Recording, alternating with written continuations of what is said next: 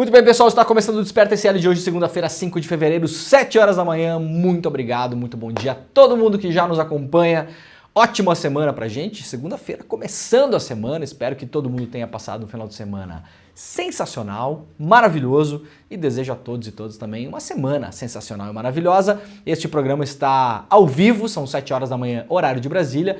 Muito bom dia para quem nos acompanha ao vivo, muito bom dia também para quem nos acompanha na reprise depois. Muitas pessoas acompanham este programa um pouco mais tarde, porque não acordam tão cedo assim. E muito obrigado pela audiência internacional também, quem nos acompanha à tarde, à noite, de madrugada, em vários países pelo mundo. A nossa audiência é uma audiência global, uma audiência incrivelmente maravilhosa. Então vai chegando por aí, vai deixando seu like, ativa o sininho, inscreva-se no canal e, por gentileza, quem quiser, comente, deixe o seu comentário dizendo de onde você assiste a este programa, seja lá a sua cidade no Brasil ou no exterior. É muito bom ter a companhia de todo mundo por aqui. Estamos ao vivo em todas as redes sociais, nas mais relevantes, vocês sabem, principalmente no YouTube, nos canais do Eduardo Moreno, no canal do ICL, no canal do Leandro Demori, também no Twitter, no Twitter, ex-Twitter, atual X, as pessoas agora estão chamando de Twitter.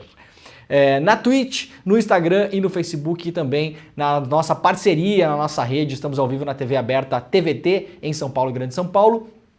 TV aberta na Bahia, também na TV Quirimurê e na Rádio Brasil Atual em São Paulo e também na Rádio Heliópolis. Muito bom dia para quem nos acompanha pelo bom e velho radinho. Se você não tem tempo ou não consegue ficar olhando o vídeo, você, claro, pode acompanhar este programa como se fosse o bom e velho programa radiofônico. Nós todas as manhãs aqui de segunda a sexta procuramos trazer as principais notícias do Brasil e do mundo e também dar algum contexto para que a gente não fique aqui apenas lendo notícia e replicando as manchetes escolhidas pela imprensa. Afinal de contas, toda a escolha de manchete tem um viés, tem uma seleção, tem um lado, né? Vocês sabem, quem acompanha esse programa sabe que não existe imprensa neutra, muito menos isenta, então a gente traz aqui o que a imprensa está reportando e sempre que pode adiciona ali uma camada usando o nosso maravilhoso cérebro humano para tentar fazer algumas conexões, algumas sinapses cerebrais aqui para que vocês saiam deste programa mais bem informado. Quem puder, por gentileza, compartilhe o nosso programa também para que a gente chegue ao maior número de pessoas possível. Este ano está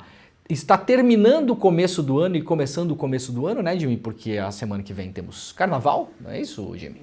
Terça-feira da semana que vem é carnaval. Então essa é uma semana, a última semana útil do começo do ano que está terminando. E na semana que vem teremos a primeira semana útil do começo do ano, que realmente está começando, porque o ano começa a partir da semana que vem, a partir de quarta-feira de cinzas. Então hoje teremos uma semana, o começo de uma semana um pouco mais rápida, digamos assim, na ansiedade das pessoas para o carnaval. Eu vi que nesse final de semana muita gente já saiu para a rua, já foi pular carnaval, aquela coisa toda. O Jimmy não parece um cara muito carnavalesco não, né, o Jimmy? É um cara carnavalesco? Ah, o cara carnavalesco é flamenguista. Carnavalesco é flamenguista. Tem carnaval aqui, ô Jimmy? Tá mais ou menos, né? É mesmo. Não, nada acontece, né? Muito pouca coisa acontece. Na minha cidade natal tinha um carnaval bem legal, aí o prefeito, num determinado momento, decidiu acabar com o carnaval e nunca mais teve carnaval. Por quê? Pra quê? Pra que deixar as pessoas se divertirem? É um gasto.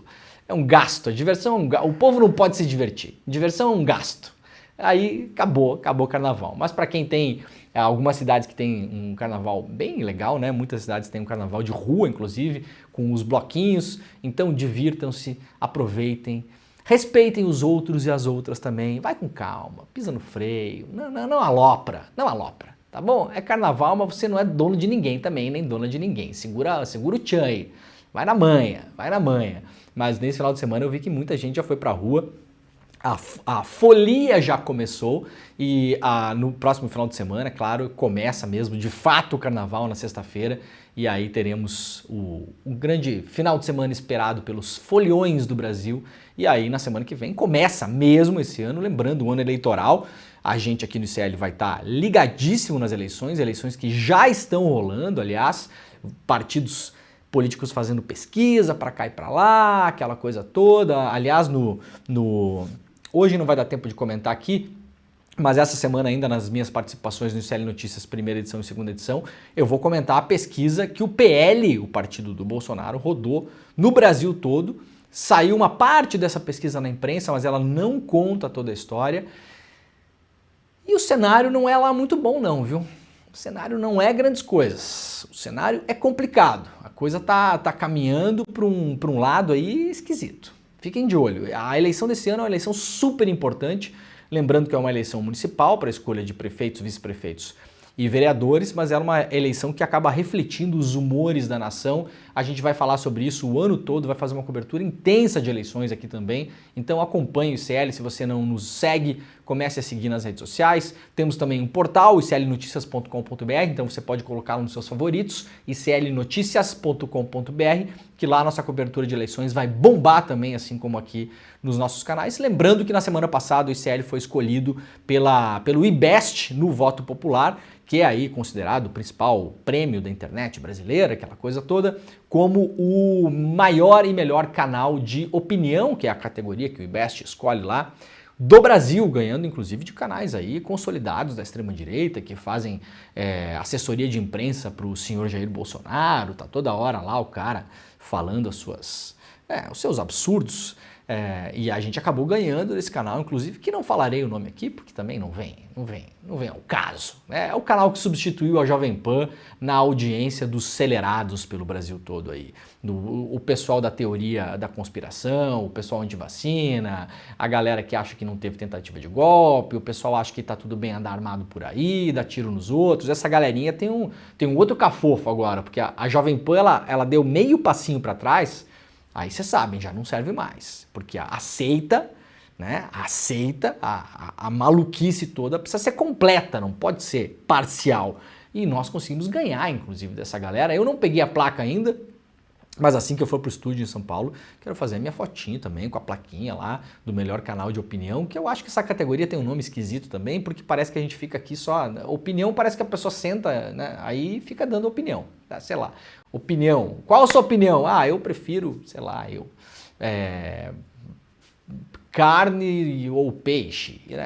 Opinião. Não é um canal de opinião, é um canal de informação, que é posicionado, que não esconde de ninguém, que tem um viés, ao contrário de boa parte da imprensa mainstream brasileira, que faz de conta que é isenta e neutra. Muito bem sabemos que não é, que opera os seus próprios interesses.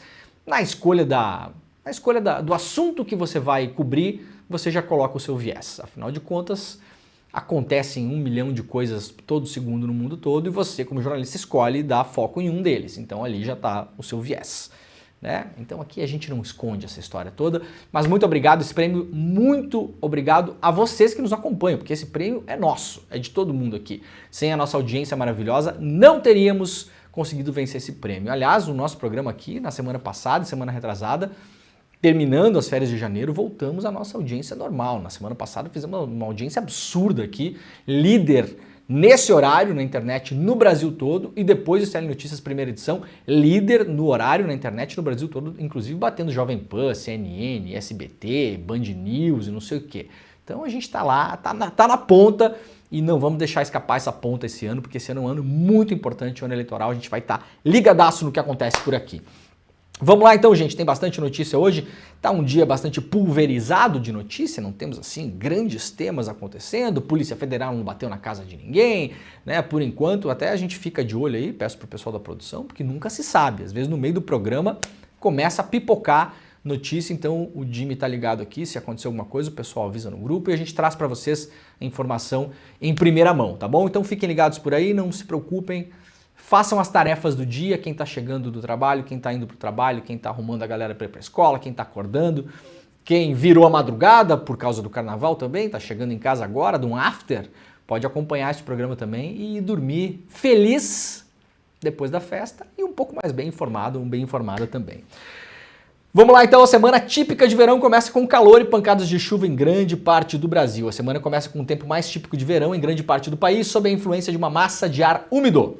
Isso significa que o sol aparece e o tempo esquenta com chance de pancadas de chuva à tarde e à noite. As chances de chuva se concentram nas regiões norte, centro-oeste e sudeste. Apenas algumas áreas do interior do nordeste devem ficar de fora da chuva, como o sertão da Bahia. As máximas ficam na maior parte do país entre 32 e 35 graus, então uma semana quente teremos no Brasil. A expectativa para o feriado de carnaval é que seja um feriado de carnaval chuvoso, pelo menos era a expectativa da meteorologia na semana passada. A gente vai acompanhar aqui ao longo da semana e vai ver como as coisas estarão também para dar um toque para vocês que sairão para as festas ou não também, quem não vai sair para festas, ficar de olho no tempo também para saber se vai chover, se vai fazer sol, como é que vai estar a coisa toda. Em São Paulo, as mínimas começam a semana nessa segunda-feira em torno dos 20 graus e as máximas podem chegar a 30. A chuva deve ser causada de acordo com o órgão que mede as informações meteorológicas em São Paulo, principalmente em relação a emergências climáticas, pela aproximação da brisa marítima na capital de São Paulo. No Rio de Janeiro, por sua vez, deverá ter mínimas de 23 e máximas de 31 durante a semana, também com chuvas e trovoadas, de acordo com o Instituto Nacional de Meteorologia. No Centro-Oeste, tempo quente, máximas acima de 32 graus em Cuiabá e Campo Grande, podendo chegar a 34 e 35 graus, respectivamente, até quinta-feira. Teresina, no Piauí, pode ter chuva isolada na segunda e ter máxima de 33 e 34 graus. A maior preocupação com transtornos vai ser realmente no Sudeste, no Centro-Oeste e no Norte do Brasil, afirma o pessoal lá do Clima Tempo. Já no Sul, deve-se registrar bastante calor, com máximas de 36 a 38 graus na parte oeste do Paraná e de Santa Catarina. No Rio Grande do Sul, por sua vez, deve continuar a sentir os efeitos de uma onda de calor localizada causada por uma massa de ar quente seco que cobre a Argentina e tem chance dos termômetros chegarem a 40 graus. A Argentina, essa semana, aliás, eu li a notícia ontem, deve ser o país mais quente do mundo. Claro, as exceções em locais desérticos ou tradicionalmente quentes, mas relativamente deve ser o país mais quente do mundo. Se vocês olharem o mapa, tem uma massa vermelha, como é localizada na meteorologia, estacionada em cima da Argentina. O grande temor é que essa massa suba para o Brasil e eleve demais as temperaturas, que, no caso de chuva, pode trazer problemas, porque quando está muito quente e chove, nós temos aí temporais, furacões, ventos fortes e até chuva de granizo. Então, fiquem de olho se você vai passar o carnaval em algum lugar, principalmente lugares que têm problema de inundação, deslizamento de terra, alagamento de cidades, principalmente cidades do litoral, que acabam sendo entupidas de gente. Preste atenção na meteorologia, porque pode ter chuva aí durante os próximos dias, principalmente durante o feriado de carnaval. Olha, lá no site do iclnoticias.com.br, Daniel Alves começa a ser julgado hoje por estupro na Espanha. Começa hoje o julgamento do ex-jogador da seleção brasileira Daniel Alves na Espanha, sob a acusação de ter estuprado uma mulher de 23 anos. O crime teria ocorrido há pouco mais de um ano no banheiro de uma boate em Barcelona. O ex-atleta se declara inocente, mas mudou sua versão dos acontecimentos pelo menos 4 vezes, destaca aqui o ICL Notícias. O julgamento está programado para durar 3 dias, envolvendo o depoimento do brasileiro e de 28 testemunhas. Esse é o primeiro grande caso a ser julgado sob a nova lei espanhola que torna crime o sexo sem consentimento. É inacreditável, mas aparentemente na Espanha estava liberado antes. Agora tem uma nova lei que restringe um pouco mais. A sentença determinará não apenas o destino de Daniel Alves, mas também influenciará a abordagem sobre a segurança nos relacionamentos no país europeu, conforme destacado pela advogada penalista Laila Serra Pereló, da Associação Mujeres Juristas Catalãs. A sentença terá um impacto restaurador para todas as mulheres que enfrentam violência e não puderam denunciar devido à falta de garantias do sistema judiciário, aquela coisa que a gente sabe, muitas mulheres sofrem violência e sequer procuram a polícia. No Brasil acontece isso também, porque muitas vezes viram motivo de chacota na delegacia, o delegado de plantão não acredita na história, fala que é frescura, fala que é mimimi, manda para casa, quando não, as mulheres é que são processadas, acusadas de uma falsa atribuição de crime em relação ao seu estuprador. Então, na Espanha também temos esse problema, chamado Primeiro Mundo, também há esse problema. Desde a implementação da lei, só o sim é parecido com o não é não, que a gente teve um movimento aqui no Brasil uns anos atrás, em 2022, portanto, pouco tempo atrás. Nenhum caso gerou tanta repercussão na Espanha quanto o de Daniel Alves. A aplicação dessa nova legislação mudou a perspectiva sobre o que constitui agressão sexual ou estupro, afastando-se a ideia de que apenas a intimidação ou violência física caracterizam tais crimes. Agora, para a justiça espanhola, a ausência de consentimento explícito para o ato sexual é suficiente para configurar crime. Houve também mudanças concretas no procedimento legal, como na maneira de interrogar, acolher a vítima e proteger os dados das mulheres, explicou a jurista ouvida pela reportagem. Não há um prazo definido para emissão de sentença final para o jogador. Até lá, Daniel Alves permanecerá em prisão preventiva em uma penitenciária nos arredores de Barcelona, conforme a decisão atual da Justiça, iniciada em 20 de janeiro do ano passado. Portanto, Daniel Alves segue preso, mesmo durante o julgamento. Ele foi preso em janeiro do ano passado, já há mais de um ano. Lá no G1, para quem quiser saber um pouco mais de detalhes sobre como vai ser o julgamento, saiba como será o julgamento de Daniel Alves na Espanha, que começa nesta segunda-feira. Segundo o jornal La Vanguardia, o ex-atleta já está no tribunal para o seu julgamento, que deve ocorrer até a próxima quarta-feira. Lembrando que já na Espanha agora, já estamos lá, próximo do meio-dia. As sessões terão depoimentos de Alves e 28 testemunhas que estavam na boate de Barcelona na noite em que o estupro ocorreu. Suposto estupro, porque ainda não foi condenado, claro, em 30 de dezembro de 2022. Elas foram indicadas para participar do julgamento tanto pela defesa quanto pela acusação. Além de Daniel Alves, 6 testemunhas prestarão depoimento nessa primeira sessão. As outras 22 falarão no dia seguinte. Já a última sessão, em 7 de fevereiro, será dedicada a trâmites periciais que entregarão um relatório e conclusões. A partir daí, a juíza Isabel Delgado Pérez, que julga o caso, ficará responsável por elaborar a sentença. Ao G1, o tribunal disse que ainda não há prazo para que saia a sentença final do jogador. Até lá, Daniel Alves permanecerá, como a gente falou aqui, preso. O Ministério Público Espanhol pede 9 anos de prisão para o Daniel Alves. A defesa da suposta vítima, que queria uma sentença maior, pediu 12 anos de prisão. A suposta vítima, uma jovem espanhola, não deverá ir ao julgamento nessa primeira fase, já que a justiça determinou que sua identidade seja preservada. Em uma corrida contra o tempo, há uma semana do início do julgamento, a defesa do brasileiro ainda tenta um acordo com advogados da suposta vítima antes do julgamento, segundo fontes dos dois lados, ouvido pela rede de TV espanhola Telecinco. Caso haja um acordo, as acusações são retiradas e o julgamento é cancelado. Se eu não me engano, pela lei brasileira, não pode haver acordo em relação a crime hediondo. Se eu não me engano, o pessoal do direito que está no nosso comentário aí pode dar um toque pra gente aí. Jimmy, se puder ficar de olho, é uma coisa que eu realmente não tenho certeza, tá, gente? Eu acho que crime hediondo não tem acordo no Brasil. Assassinato, por exemplo, não pode ter acordo. O Ministério Público, ao tomar ciência do crime hediondo, ele é obrigado a entrar no caso, tá? Na Espanha, pelo visto, a lei é um pouco diferente. Segundo a Telecinco, citando fontes da acusação, as conversas sobre um acordo chegaram a ser protocoladas na justiça, mas a divulgação de imagens da suposta vítima pela mãe de Daniel Alves esfriaram as negociações. No fim de dezembro de 2023, portanto no mês retrasado, Lúcia Alves, mãe do Daniel Alves, publicou em suas redes sociais um vídeo com imagens de uma jovem que afirmou ser a espanhola que alega ter sido estuprada pelo brasileiro. A Justiça de Barcelona havia proibido a difusão de imagens e informações da suposta vítima enquanto o processo corre. A jovem anunciou que vai processar a mãe do jogador, de acordo com o jornal espanhol El Periódico. Lembrando que o Daniel Alves é acusado de agredir sexualmente uma mulher dentro de uma boate em Barcelona em dezembro de 2022. Ele nega as acusações. Na Espanha, denúncias de estupro são investigadas sob acusação geral de agressão sexual e as condenações podem levar de penas de prisão de 4 a 15 anos. Desde janeiro, quando foi ouvido pela polícia pela segunda vez e se contradisse, Daniel Alves está em prisão preventiva, sob alegação de risco de fuga. Ele não tem direito à fiança e seguirá no mesmo presídio nos arredores de Barcelona enquanto aguarda o julgamento. E aqui o G1 destaca que o Daniel Alves mudou a versão dele ao menos 3 vezes. Lá no ICL Notícias nós vimos que teve uma mudança de versão 4 vezes, 4 versões. Na primeira vez que falou sobre o caso, em um programa de TV, ele afirmou que não conhecia a denunciante.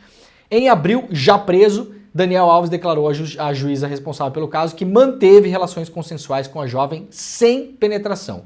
O brasileiro argumentou ter mentido em um primeiro momento para ocultar a relação extraconjugal da esposa, a modelo espanhola Juana Sanz, que posteriormente pediu a separação para o jogador. Em uma última versão, Daniel Alves reconheceu que houve sim penetração, mas repetiu que a relação foi consensual, o que a suposta vítima nega. A juíza do caso também determinou que Daniel Alves precisará pagar 150 mil euros à suposta vítima para cobrir eventuais danos e prejuízos. Portanto, primeiro disse que não conhecia, depois disse que teve uma relação sexual, e aqui os detalhes são importantes para o caso, né, gente?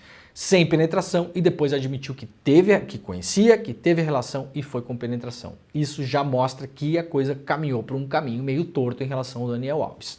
Porque, afinal de contas, se ele tem a ideia da verdade dos fatos dele, ele deveria ter dito isso desde o começo. Isso complicou muito a vida dele, inclusive é um dos motivos pelos quais ele se mantém preso.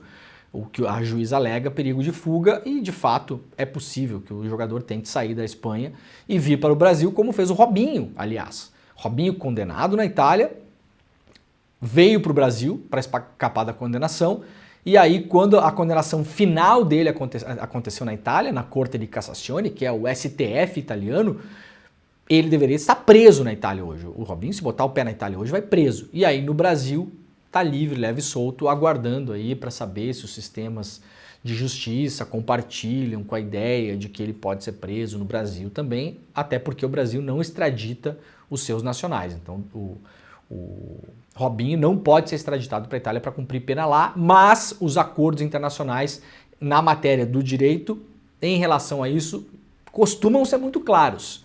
Se um país, pelo seu Código Penal, determina que existe um crime e no Brasil esse mesmo crime existe também no nosso código, se ele foi cometido lá fora e teve direito aí à avaliação de um julgamento justo em um país democrático, com direito de defesa, foi até a última instância, como é o caso do Robinho na Itália, ele deveria já estar cumprindo pena no Brasil. Mas aí temos a força da grana que ergue e destrói coisas belas, como diz o Caetano Veloso, né? E nesse caso você vai empurrando, protelando, joga para cá, joga para lá, até agora nada do Robinho cumprir pena no Brasil.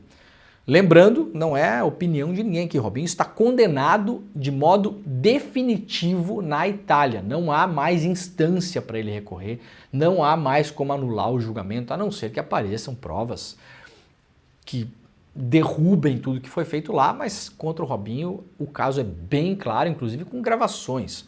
O Robinho foi grampeado, inclusive no carro dele, pela polícia italiana quando começou esse julgamento. Aliás, podcast produzido pela jornalista brasileira Janaína César, que vive na Itália já há muitos anos, que foi publicado pelo UOL no ano passado com áudios aterrorizantes do Robinho e dos parça falando sobre o tal estupro, né? Sobre o estupro, no caso, de uma jovem que foi um estupro, até onde eu me lembro, um estupro coletivo numa festa também, ele e os parça.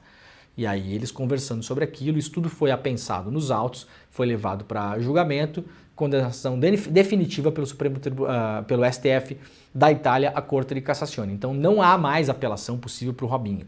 Pode fazer aquelas apelações secundárias, que na Itália eu nem sei se tem. Embargo de declaração, por exemplo, você falar o seguinte, ó, tudo bem, fui condenado, mas eu quero deixar claro aqui a minha opinião no processo. Eu quero deixar claro que eu sou inocente. Isso é um embargo que você vai fazer lá para deixar escrito no processo que você não concorda, mas isso não muda o resultado do julgamento. Robinho condenado já de modo definitivo na Itália. O prefeito Eduardo Paes decreta estado de emergência na saúde por causa da dengue no Rio de Janeiro e Rio terá 10 polos de atendimento. O prefeito Eduardo Paes decretou estado de emergência em saúde pública por causa da dengue. A medida saiu no Diário Oficial do município nesta segunda-feira de madrugada. Também hoje, a prefeitura inaugura 2 de 10 polos de atendimento a pacientes com a virose. A primeira unidade ficará em Curicica, na clínica da família Rafael de Paula Souza. Além disso, serão 150 centros de tratamento e hidratação. Nessa sexta-feira, o secretário municipal de saúde, Daniel Sorans, afirmou que o Rio já vivia uma epidemia de dengue, com mais de 11 mil casos confirmados da doença, um recorde de internação. Também na sexta, o Rio apresentou um plano de contingência para assistência da população e combate ao Aedes aegypti, o mosquito transmissor da dengue, da zika e da chikungunya. Lembrando que tivemos um inverno bastante quente no Brasil. O Rio de Janeiro, aliás, bateu recordes de temperatura no ano passado durante o inverno e isso acabou fazendo que o número de mosquitos agora no verão seja muito maior, porque no inverno é onde há um controle natural pela temperatura da proliferação das larvas dos mosquitos. E agora a coisa estourou de fato em várias cidades do Rio e o Rio de Janeiro é a primeira grande cidade do Brasil a decretar emergência na saúde. Por conta disso, o Ministério da Saúde estuda ampliar a oferta da vacina contra a dengue. A ministra da Saúde, Nízia Trindade, disse neste sábado que o governo estuda ampliar a oferta de vacinas contra a dengue no país. A informação foi repassada durante a abertura do Centro de Operações de Emergências contra a Dengue em Brasília. Segundo Nízia Trindade, foram realizadas reuniões com a Agência Nacional de Vigilância Sanitária, a Fundação Oswaldo Cruz e o Instituto Butantan. Todo o nosso esforço será para ampliar essa oferta de vacinas, disse a ministra. O Brasil é o primeiro país do mundo a oferecer o imunizante no sistema de saúde pública. A primeira remessa, com cerca de 757 mil doses, chegou ao Brasil em 20 de janeiro. O lote faz parte de um total de mais de 1.300.000 doses fornecidas pela farmacêutica responsável pela Qdenga. Outra remessa com mais 568 mil doses está com entrega prevista para fevereiro. A previsão é que o país receba 5.200.000 doses este ano. Inicialmente, a vacina será aplicada na população de regiões endêmicas, em 521 municípios que foram escolhidos de forma científica pelo Ministério da Saúde, porque conforme os casos foram aumentando, eles são reportados pelas secretarias municipais e estaduais, isso cai no sistema do Ministério da Saúde, então o Ministério da Saúde identificou 521 municípios onde a dengue está fora de controle e para esses municípios a vacina será enviada inicialmente. Portanto, temos apenas um laboratório produzindo essa vacina no mundo, o laboratório japonês. A vacina brasileira já está em fase avançadíssima para aprovação, só que a vacina brasileira, se eu não me engano, produzida pelo Instituto Butantan, deve chegar ao SUS e ao mercado brasileiro no geral só no ano que vem. Portanto, cuidado esse ano ainda, dá um jeito na água parada lá no seu quintal, as pessoas esquecem disso. Fica tudo em segundo plano, só lembra quando estourou a corda já. Dá uma olhada no seu quintal se não tem água parada. O principal fator é esse, gente. O principal fator de proliferação de mosquito é esse. Segundo, o que eu falei aqui na semana passada, tem alguma coisa que possa ser feita para além disso? Tem. Usar repelente, por exemplo, no dia a dia. É o que dá para ser feito. Muita gente não tem condições de comprar repelente, mas quem tiver, quem puder, lembra disso. Agora, além do protetor solar, a gente tem que sair com repelente. Daqui uns dias a gente vai estar saindo com um escafandro na rua. Tá chegando nesse ponto, quase. Mas enquanto a gente não tem que usar escafandro para sair na rua, protetor solar, porque a gente sabe que está cada vez maior a incidência de câncer de pele por conta da incidência do sol. E agora, por gentileza, repelente. É o que dá para fazer. Se você sai para trabalhar nas áreas mais expostas. Ah, tem cheiro, é fedorento, sei lá o que. Bom, tudo bem, é melhor do que pegar dengue. Vai fazer o quê? Vai trabalhar com aquele cheirinho de veneno, né? O cheiro do repelente, aquele cheiro esquisito. Talvez tenha repelente que não tenha cheiro também, eu não sei, não sou da área. Mas nas áreas expostas, principalmente braços e pernas, quem usa aí short ou saia e tal, já dá uma boa ajudada, tá bom? Então se liguem nisso porque infelizmente a gente tem o verão ainda, tem que esperar agora por um inverno que seja um inverno minimamente condizente com a temperatura do ano, para baixar a temperatura, para dar uma controlada na população de mosquitos. Esse é um fator que determinou muito o surto de dengue esse ano também, porque nós tivemos aí um inverno que praticamente não existiu no Brasil no ano passado. Uberização, uso de trajes religiosos em fotos de documentos, sobras eleitorais. A pauta do STF na semana, o STF está voltando a trabalhar. Tem 2 sessões na semana e 9 processos para serem julgados. Entre os destaques da pauta estão a discussão sobre o vínculo entre o trabalhista, né, dos aplicativos, dos motoristas e entregadores. O STF vai se debruçar sobre isso. Tem uma tradição o STF de decidir a favor das empresas. É o que a gente vê, uma estatística já levantada há alguns anos já. Quando tem um embate trabalhador e empresa no STF, o STF ele é um tribunal patronal. Ele decide a favor das empresas. No caso do Uber, do iFood, desses aplicativos todos também, veremos como a coisa vai andar. Não sabemos. Eu trouxe aqui no mês passado, antes das férias, um exemplo da cidade de Nova York, comunistíssima Nova York. Capital de Cuba, Nova York. Nova York concede uma série de direitos aos trabalhadores de aplicativos que são pagos pelos aplicativos.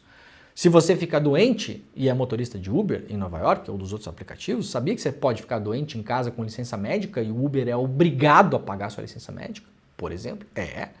O Uber e os outros aplicativos tiveram que pagar vários anos de dinheiros atrasados que ficaram pelo caminho. Tudo decidido por Nova York. Tanto pelo poder público como pela justiça. Mas Nova York pode, né? Nova York é a capital de Cuba, afinal de contas. Comunista Nova York. No Brasil, não. Aqui a gente é liberal na economia. Conservador nos costumes e liberal na economia. Então aqui não pode, aqui é um absurdo. Aqui a iniciativa privada tem o direito de fazer o que ela quiser. Geralmente esse é o entendimento do STF. O STF caminha sempre para o lado de proteger as empresas, mesmo essas megacorporações internacionais que faturam bilhões pelo mundo todo e que deixam uma merreca na economia brasileira. Veremos como a coisa vai andar em relação a esse julgamento. Eu particularmente vou acompanhar e depois a gente traz o nome dos ministros aqui que votaram a favor ou contra os trabalhadores para que a gente seja informado também sobre mais ou menos para onde vai a cabeça dos ministros. Nova fase da Operação Escudo soma 6 mortos no litoral de São Paulo após morte de PM da Rota baleado no rosto em Viela. Em nova fase da Operação Escudo, implantada para localizar e prender os envolvidos na morte do policial das rondas da Rota, Samuel Wesley Cosmo, que foi baleado no rosto na última sexta-feira em Santos, no litoral de São Paulo, já registrou 6 mortes em confronto com a polícia. Confronto com a polícia é o que diz a polícia. Sempre vamos deixar claro isso aqui. Não sabemos, é irresponsável que o G1 publique isso aqui do modo como está publicado. A gente acabou de ler a notícia, vejam a diferença, vejam a diferença. Um rápido comentário aqui sobre imprensa, como as coisas são feitas de modo automático. Vejam a diferença da notícia do Daniel Alves, que a gente acabou de dar, e essa aqui. Daniel Alves, suposta vítima, suposto estupro, suposto crime, né? É como deve ser? Olha, é como deve ser, de fato. Ele não foi condenado ainda. A gente pode ter uma opinião sobre o caso, mas vamos combinar? Nem eu nem você sabemos o caso. A gente não sabe o caso, a gente não estudou o caso. Não tivemos acesso aos autos, não conhecemos. Isso aqui não é pôr em dúvida a palavra da pessoa que denunciou. Não, mas todo mundo é inocente até ser condenado. Então, é prudente tratar desse modo, sim, de fato. Expondo a gravidade, expondo as evidências, expondo as provas, mas tudo bem. Aqui são 6 mortes registrados em confronto com a polícia. Está decidido já. Quem falou isso aqui? Já tem perícia? Já teve investigação? Quem investiga esses casos geralmente é a Polícia Civil, acompanhada pelo Ministério Público. O Ministério Público já se manifestou? Já está decidido que é confronto com a polícia? Não, então não é. Tá? Não é, porque o padrão da polícia, sempre que mata, é alegar confronto. Eu já falei isso aqui, essa Operação Escudo é desde o ano passado, é a mesma operação, segue a mesma operação que matou lá 20 e tantas pessoas no Guarujá, é a mesma, tá, gente? Lembra que no ano passado teve uma mega operação, um policial foi baleado, foi morto e a polícia desceu matando. Matou 20 e poucas pessoas, 25, 26, se eu não me engano. É a mesma operação, mais 6 mortos. Mais um policial morto. A famosa guerra de pobres contra pobres, porque também os policiais estão colocados na linha de tiro. Há maus policiais e há bons policiais, que morrem em confronto de fato, que estão lá cumprindo o que acreditam ser um dever, trabalhando em prol da segurança da sociedade. Há muitos policiais que acreditam nisso, é óbvio, é lógico. Uma fatalidade, mais um policial morto. Quem morre são os policiais, lá na linha de ponta. Não é o governador Tarcísio que está lá em cima dando a ordem. Nem o seu secretário de segurança, nem o comandante da PM. Quem morre é o cara que está lá na ponta, sempre. Agora, mais 6 mortes. Em confronto, não sabemos. Não sabemos. Não dá para afirmar isso aqui. Lembrando que a Operação Escudo é a mesma que, no ano passado, a investigação da Polícia Civil depois identificou que a tal da arma apresentada pela polícia como sendo o revólver que tinha, a pistola que tinha matado o policial, foi descartada pela Polícia Civil. A Polícia Civil fez uma investigação, pegou a digital do projétil, cada cano de cada arma tem uma digital de projétil, os projéteis não saem de modo igual, são feitos de chumbo ou de alguma liga, ele tem uma marca quando sai do cano, aquela marca é única em cada arma, então isso já está decidido por investigação policial. Não foi a arma apresentada pela polícia que matou o policial. E por conta daquilo, a polícia desceu matando. Então não sabemos se foi confronto com a polícia. Não sabemos. Querem saber a minha opinião agora sim? A chance de ter sido confronto é mínima. Mínima. Esperem alguns dias e veremos. Se não for isso, eu vou trazer a notícia aqui. Esperem alguns dias e veremos. Como eu falei no ano passado, E infelizmente eu estava certo, porque é óbvio o que acontece. Agora tivemos 6 mortos em 2 dias. Veremos. Em nota, a Secretaria de Segurança Pública do Estado informou que os policiais civis e militares estão empenhados na identificação dos criminosos. Não sabemos se são criminosos, de novo. Gente, tá há 60 anos a cobertura policial no Brasil, é isso aqui, tá? 60, não mudou até hoje. Não sabemos se são criminosos, não tem investigação até agora. Você não sabe quem foi morto, não sabe a identidade, não sabe a circunstância, não sabe onde estava, se estava armado, se não estava, se tomou tiro pelas costas, se foi torturado. Tudo isso acontece quando a polícia desce matando. Tudo isso acontece nesses casos. Me espantará até o final da semana se entre esses 6 mortos não tiver no mínimo uma pessoa flagrantemente inocente, ou que tomou tiro pelas costas, ou que tomou 200 tiros, ou que foi torturado. Vai me espantar. Ou que teve arma plantada. Vai me espantar se não tiver. Me espanta se isso não acontecer. Então não sabemos se são criminosos. Tá bom?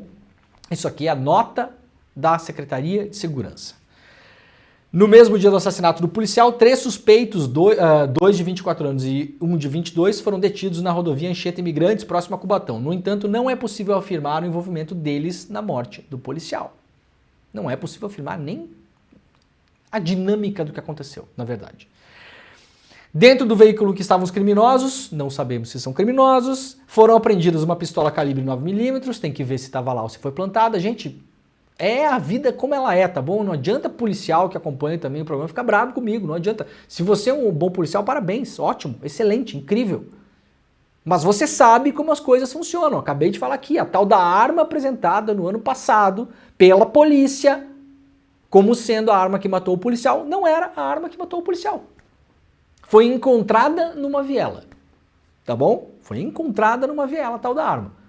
A Polícia Civil foi lá, fez uma perícia e falou, não, essa arma aqui não é a arma que matou o policial. Quem colocou aquela arma lá? De onde apareceu essa arma? Quem achou essa arma? Quem entregou a arma? De quem era essa arma? Por que ela apareceu ali?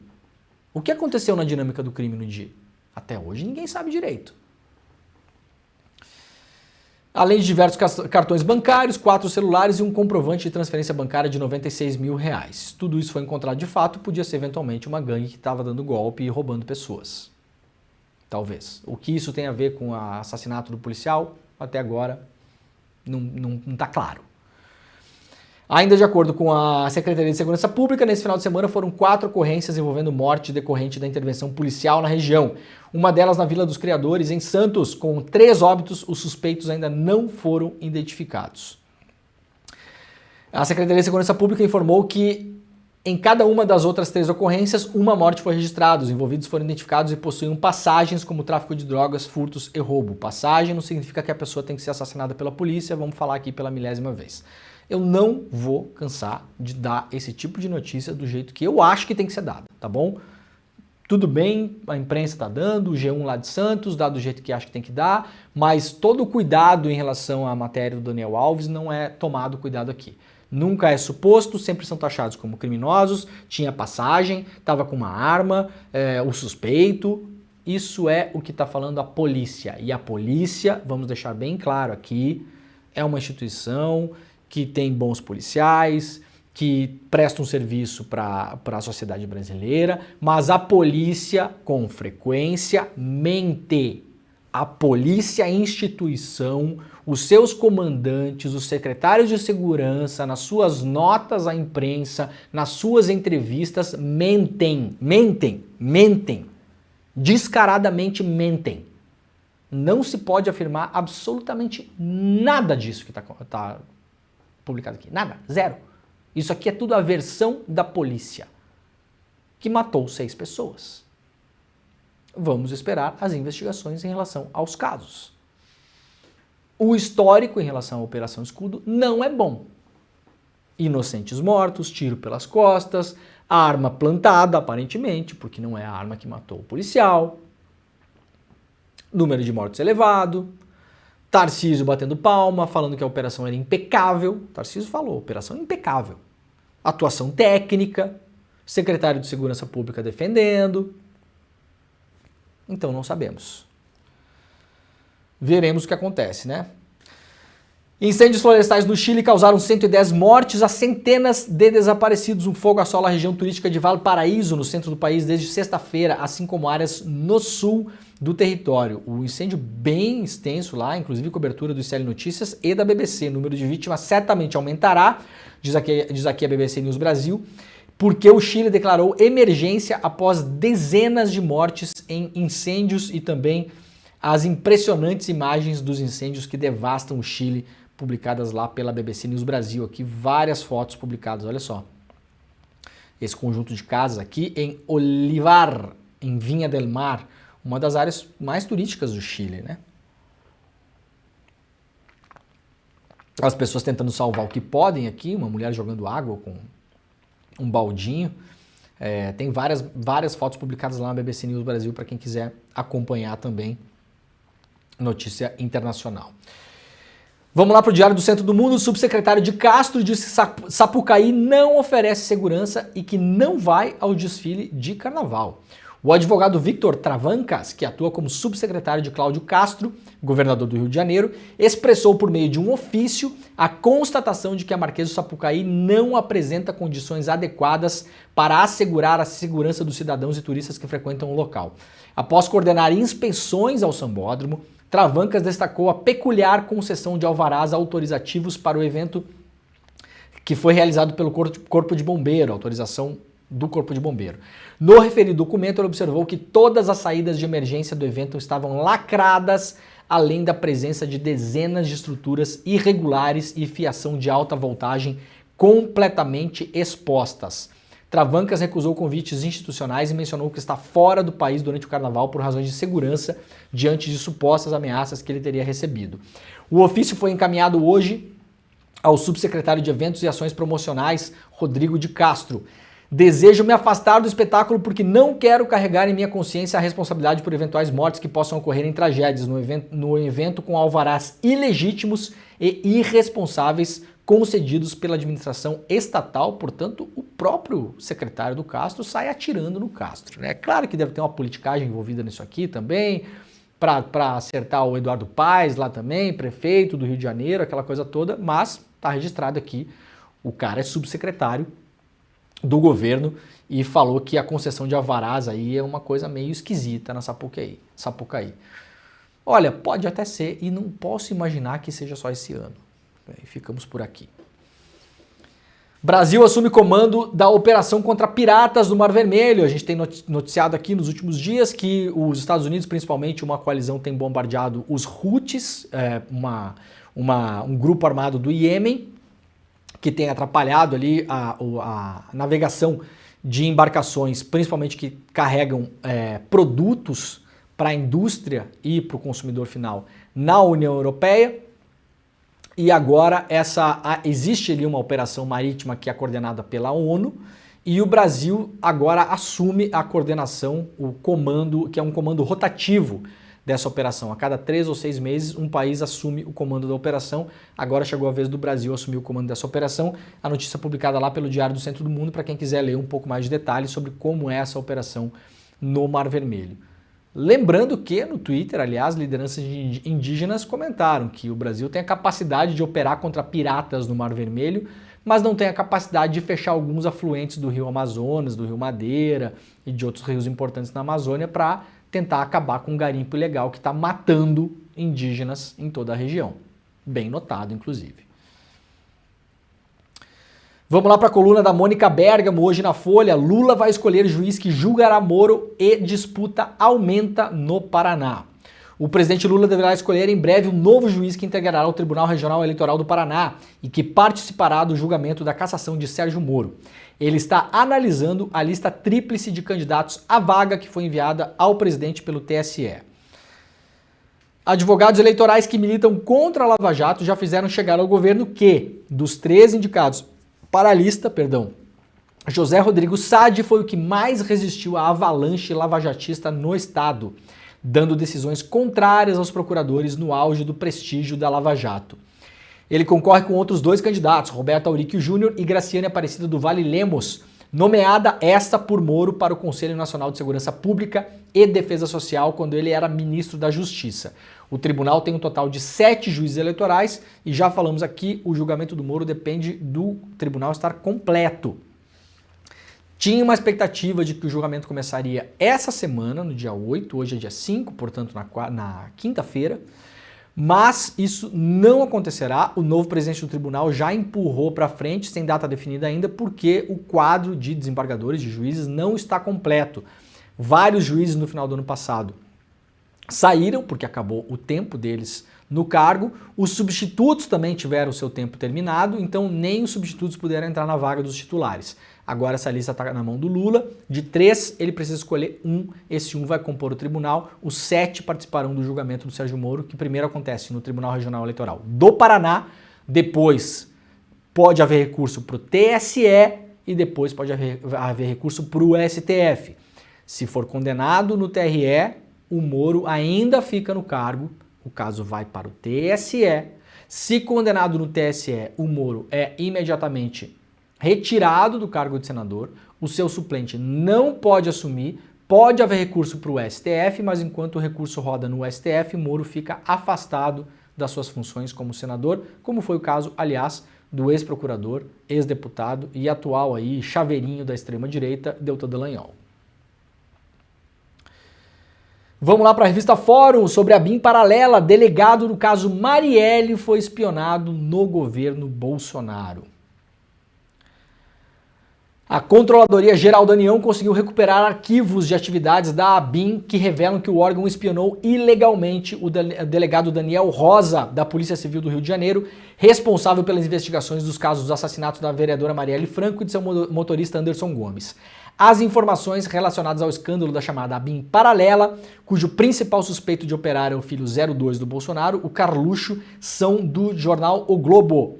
De acordo com o levantamento da CGU, em 2020, o agente federal Marcelo Bormevetti, que seria o responsável, seria o tal do faz tudo lá dentro da ABIN, sob comando do Ramagem, imprimiu dados relacionados ao policial fluminense que atuava nas investigações do duplo homicídio. O monitoramento do crime de repercussão mundial da ABIN paralela ocorreu entre os anos de 2019 e 2021, ocasião em que a promotora que liderava a força-tarefa do caso, Simone Sibilo, também foi monitorada. Portanto, é o segundo nome envolvido no caso Marielle, monitorado pelo que está se chamando de ABIN paralela. Muita gente não gosta desse nome porque não era a ABIN paralela, era de fato a ABIN. Eu vou aqui discordar dos colegas. Não era a ABIN, não era.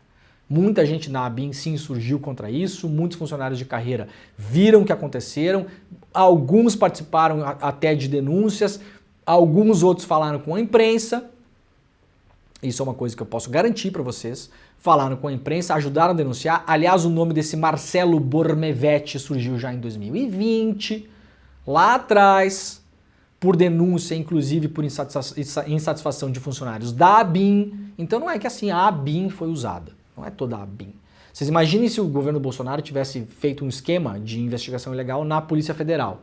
Não poderíamos dizer que é toda a Polícia Federal, que é um órgão gigantesco.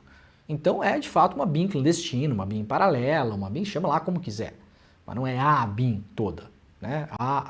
Era um grupo, principalmente de pessoas que tinham sido levadas de fora da ABIN. A maior parte das pessoas que nós temos notícia até agora, dos nomes que saíram, que participaram dessas investigações ilegais, clandestinas, criminosas, sequer eram funcionários da ABIN. Uma parte deles eram delegados da Polícia Federal. Um nome, pelo menos, que saiu até agora é um militar do Exército envolvido.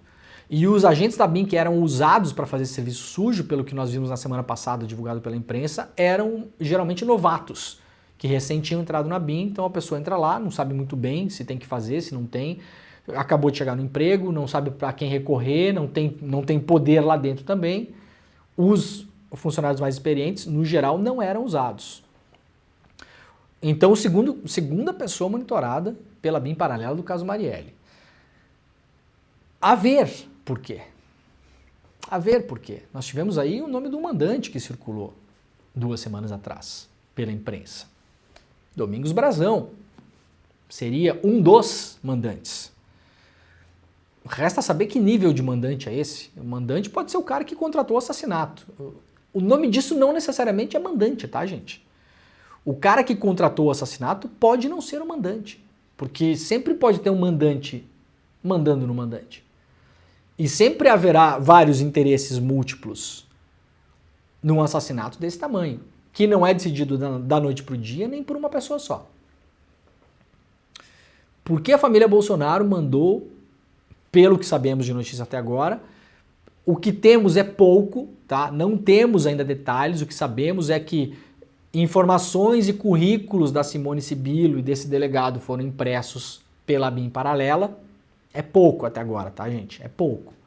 Os caras terem impresso o currículo da promotora. Mas, ao mesmo tempo, assim, por que isso interessou a BIM paralela? Por que esse sistema de investigação ilegal, criminoso, ilegítimo, que rodou dentro da BIM, por pessoas que foram levadas para lá? Para fazer isso, onde já lemos na cautelar do ministro Alexandre de Moraes, estavam lá fazendo dois tipos de serviço. O primeiro, levantando informações para proteger a família Bolsonaro, por exemplo, de acusações na justiça. Flávio Bolsonaro, no caso das rachadinhas. O próprio Marcelo Bornevetti, esse cara que foi levado lá para dentro, era o cara que era o responsável por levantar essas informações, para ajudar na defesa do senador. E a segunda coisa, produzir dossiês. Segundo a cautelar do Alexandre de Moraes, para divulgar na internet. Em forma de dossiê, de fake news, de mentira, para produzir difamação e destruição de reputações. Porque o interesse na promotora e no delegado do caso Marielle. Se a família Bolsonaro sempre sustentou que não tem absolutamente nada a ver com isso. Fica a dúvida no ar. Interrogação.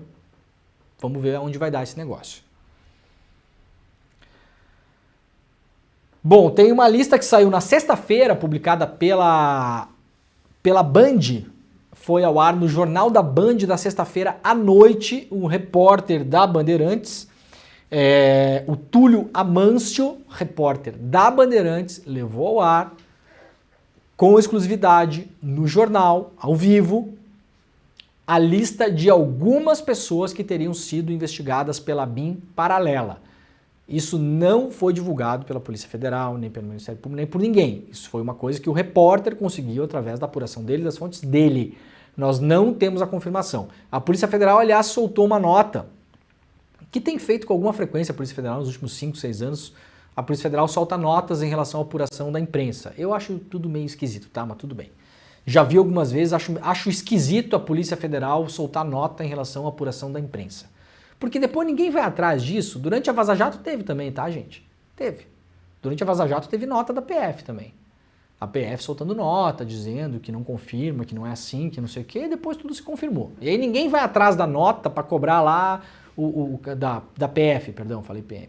Ninguém vai atrás da nota depois para cobrar da comunicação da Polícia Federal ou de quem deu a ordem para ficar emitindo essas notas. Eu acho que a Polícia Federal não tem que emitir nota nenhuma. A Polícia Federal tem que trabalhar, fazer investigação, fechar inquérito, entregar na mão do Ministério Público. Esse é o dever da Polícia Federal. Não tem que sair emitindo nota para lá e para cá. Assim, pouco acrescenta ao caso. Teve nota também da semana passada, né?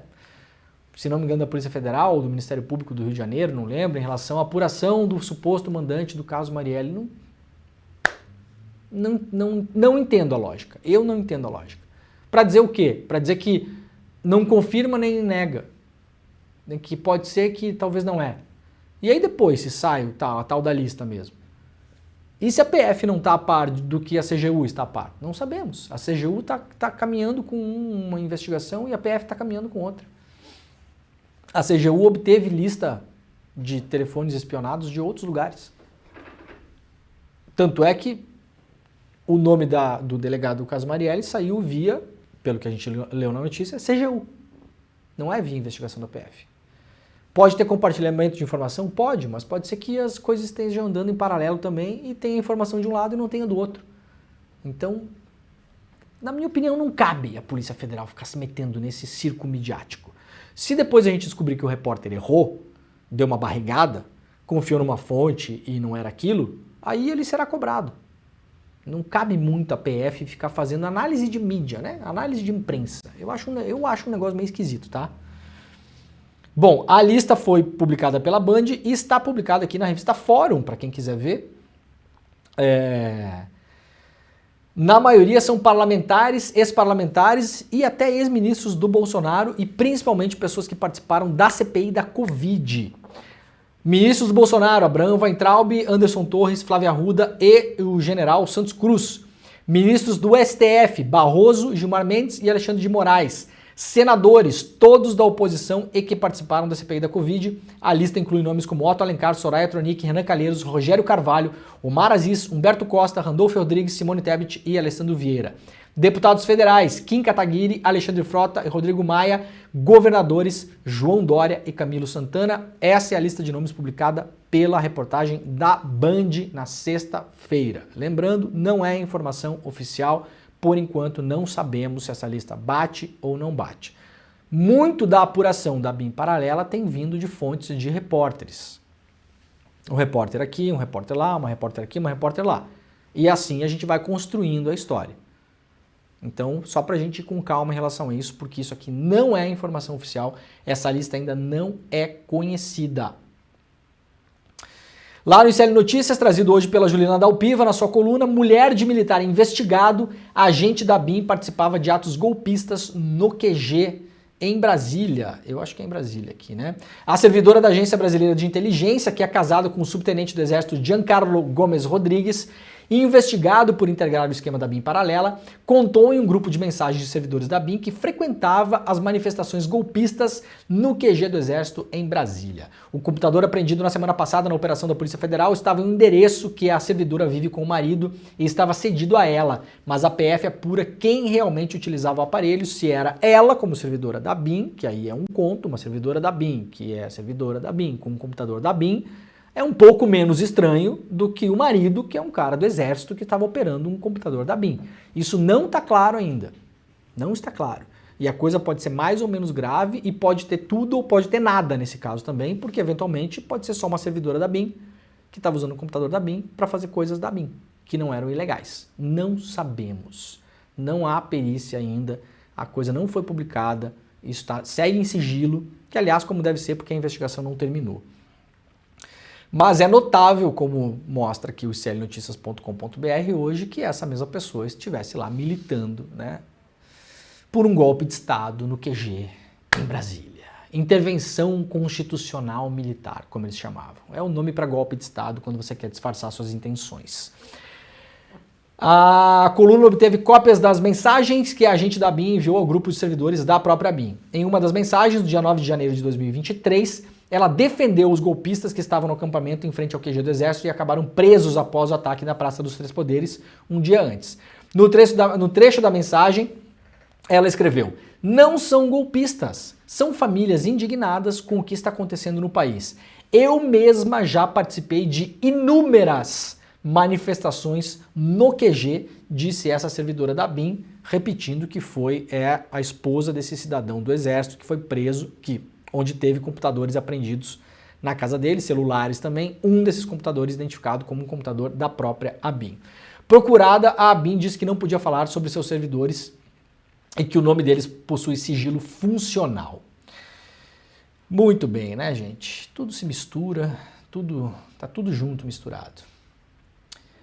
Olha, para fechar o dia de hoje, se vocês quiserem ler uma história mais aprofundada sobre a 123 milhas, isso é manchete do UOL hoje, exclusivo, os erros, aqui, deixa eu só diminuir aqui, porque não estou conseguindo ler, cadê a manchete do UOL?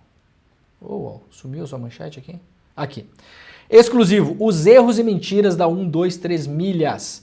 A agência de viagens online 123 milhas ignorou alertas internos sobre o prejuízo da promoção 123 e, segundo ex-funcionários, mentiu a autoridades e a clientes durante a crise que levou a empresa a pedir recuperação judicial em 2023. Portanto, a repórter Juliana Sayuri, que é uma repórter brilhante, volta e meia a gente elogia a Juliana Sayuri aqui, de graça inclusive, porque merece, deu mais uma super matéria mostrando que a 123 milhas sabia dos riscos que estava correndo, ignorou os alertas, mentiu às autoridades e aos clientes e agora está em recuperação judicial. Quem comprou os pacotes para viagem, por enquanto, ficou a ver navios, literalmente, porque não vai poder pegar o avião para viajar. A matéria é manchete lá do UOL de hoje. Ela é, a princípio, só para assinantes, mas eu sem logar consegui acessar aqui, então possivelmente vocês consigam também, deve estar liberado pelo menos por algumas horas, tá bom? É isso, pessoal. O programa está acabando, agora vai começar o ICL Notícias, primeira edição. Nós voltaremos amanhã, 7 horas da manhã, ao vivo, horário de Brasília. Muito obrigado a todo mundo que participou do programa de hoje. Um beijo e tchau. A gente adora assistir esses filmes de Hollywood que mostram uma pessoa que não tinha condição nenhuma quando nasceu e lutou contra muitas dificuldades e acabou se tornando uma pessoa muito importante. E a gente esquece que aqui no nosso país a gente tem exemplos que são tão grandiosos e fortes que deixariam qualquer filme desses de Hollywood no chinelo. Talvez para mim o exemplo mais marcante que a gente tenha seja do deputado Renato Freitas, deputado estadual no Paraná.